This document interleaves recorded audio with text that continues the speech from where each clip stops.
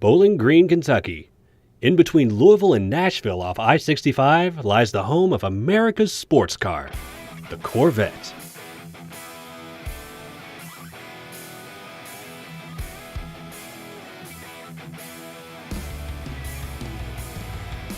Through 7 generations of styles, the Corvette has set the standard for America since it first hit the streets in 1953.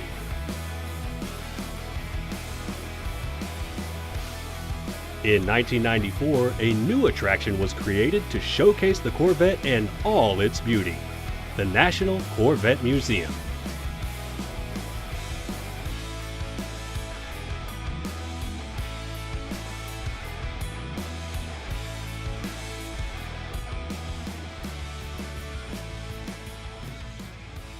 Was first an idea of a bunch of Corvette enthusiasts that wanted a place to house the history of a Corvette.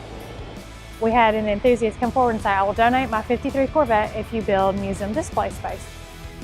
People from all over the world travel to see the birthplace of Corvette, to see where it's made, and instead of just being a tourist attraction, we're also a mecca for Corvette enthusiasts, offering a place where they can pick up their brand new Corvette here at the museum, a Corvette store, a cafe, and a lot of other amenities. Early on, the museum had not yet been a nationwide spectacle. They wanted to find the one thing that would get them in the spotlight.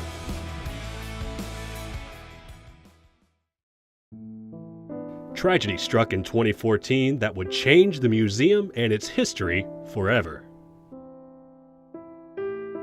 The 45-foot wide, 30-foot deep hole that opened in the early morning hours swallowed 8 Corvettes dating back over the last 50 years.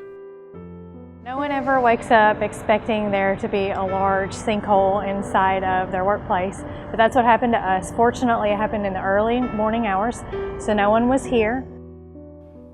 The hole may have destroyed the history of those cars, but no one could have expected what would eventually come from it. One thing that we didn't expect was the media attention that the sinkhole would have. First call on the scanner is what alerted some of the local media that it was going on. And so they showed up pretty early and started broadcasting it. And from there, a lot of national media picked the story up and international media.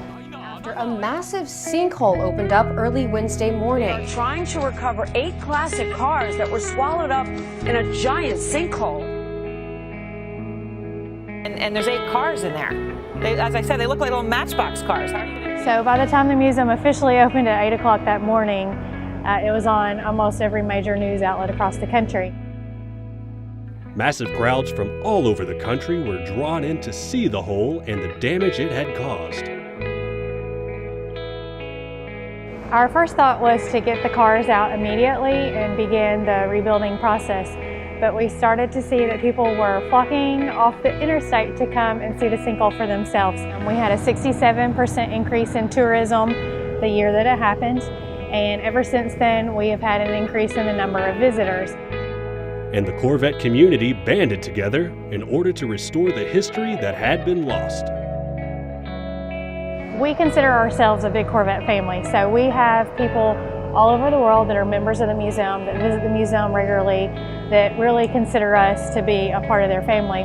Of the 8 Corvettes, it was decided that 3 of them were going to be restored. Of course, right after the sinkhole happened, General Motors came forward and offered to handle the restoration of these cars. As the cars were recovered from the sinkhole, it became clear that some of them were beyond repair. We also saw that people wanted to see the damage and what happened, so it was in our best interest to continue to tell the sinkhole story, to leave some of them as is. After the first Corvette was restored, a rather special task lied around the corner. The next one on the list was the 1 millionth Corvette. This is a white C4, it was built in Bowling Green, and so General Motors took it, and as they opened the car up to start the repair process, they found signatures of all the people that had built the car. They signed it as it went down the line. So then the process was, okay, we need to save as many of these original parts on the car as possible. They were able to save all of the signatures except one, and were able to track down the employee that had signed that part and have her sign the replacement part for the car.